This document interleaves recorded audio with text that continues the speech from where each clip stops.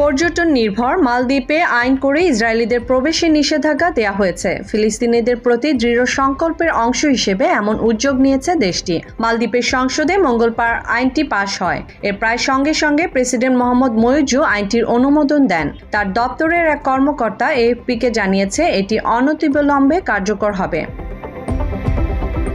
মইজু বিবৃতিতে বলেছেন, পর্যটনের জন্য জনপ্রিয় দেশ মালদ্বীপে ইসরায়েলের নাগরিকদের প্রবেশে নিষেধাজ্ঞা দেওয়া হয়েছে। নতুন আইনটির অনুমোদন ফিলিস্তিনিদের বিরুদ্ধে ইসরায়েলের অব্যাহত নৃশংসতা এবং গণহত্যার বিরুদ্ধে সরকারের দৃঢ় অবস্থানকে প্রতিফলিত করে। এর মধ্য দিয়ে ফিলিস্তিনিদের লড়াইয়ের প্রতি মালদ্বীপ তার দৃঢ় সমর্থন পুনর্ব্যক্ত করছে।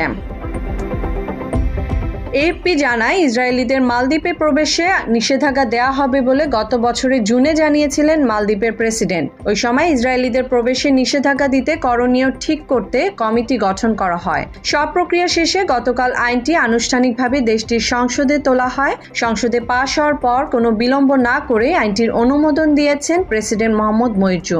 এই আইন পাশের জন্য আগে থেকে বিরোধী দলগুলো এবং সরকারের মিত্ররা মইজুকে চাপ দিচ্ছিল। ইসরায়েলের পররাষ্ট্র মন্ত্রণালয় গত বছর তাদের নাগরিকদের মালদ্বীপ ভ্রমণ না করার আহ্বান জানিয়েছিল। The genocide by Israel in Gaza is a travesty of justice and the international system. এটা তো প্রাণ আচার, আমাকে একটু দিস।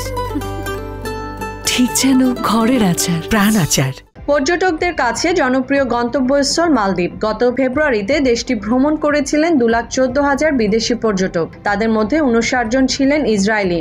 এর আগেও ইসরায়েলি পর্যটকদের উপর ভ্রমণ নিষেধাজ্ঞা দিয়েছিল মালদ্বীপ। পরে 90-এর দশকের শুরুর দিকে ওই নিষেধাজ্ঞা তুলে নেওয়া হয়। 2010 সালে সম্পর্ক স্বাভাবিক করার দিকেও এগোয় দুটি দেশ। মালদ্বীপ 1192টি ছোট ছোট প্রবাল দ্বীপ নিয়ে গঠিত একটি ইসলামী প্রজাতন্ত্র। দেশটি নির্জন সাদা বালুর সৈকত, অগভীর ফিরোজা রঙের লেগুন এবং মনোরম পরিবেশের জন্য পরিচিত। 2023 সালের 7 অক্টোবরের পর গাজায় শুরু হওয়া ইসরায়েলি গণহত্যায় 50,000-এর বেশি ফিলিস্তিনি নিহত হয়েছেন এবং যাদের অধিকাংশই নারী ও শিশু।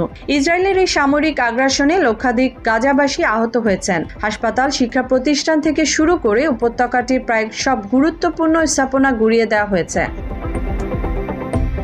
এদিকে রয়টার্স জানায়, ফিলিস্তিনিদের জন্য 3 বছরের একটি নতুন অর্থনৈতিক সহায়তা প্যাকেজ ঘোষণা করেছে ইউরোপীয় ইউনিয়ন। সহায়তার আওতায় 3 বছরে মোট 1.6 বিলিয়ন ইউরো প্রদান করা হবে। সামাজিক যোগাযোগ মাধ্যম এক্সে দেয়া এক বার্তায় নতুন এই সহায়তার কথা জানায় ইউএর ফরেন পলিসি প্রধান কায়া কালাস। তিনি বলেন, ফিলিস্তিনের জনগণের জন্য আমরা সহযোগিতা নিয়ে এগিয়ে আসছি। 2023 সাল পর্যন্ত 1.6 বিলিয়ন ইউরোর এই সহযোগিতা পশ্চিম তীর ও গাজায় স্থিতিশীলতা তৈরিতে সহায়তা করবে। মুসলিমা জাহান মিতু, বাংলা এডিশন।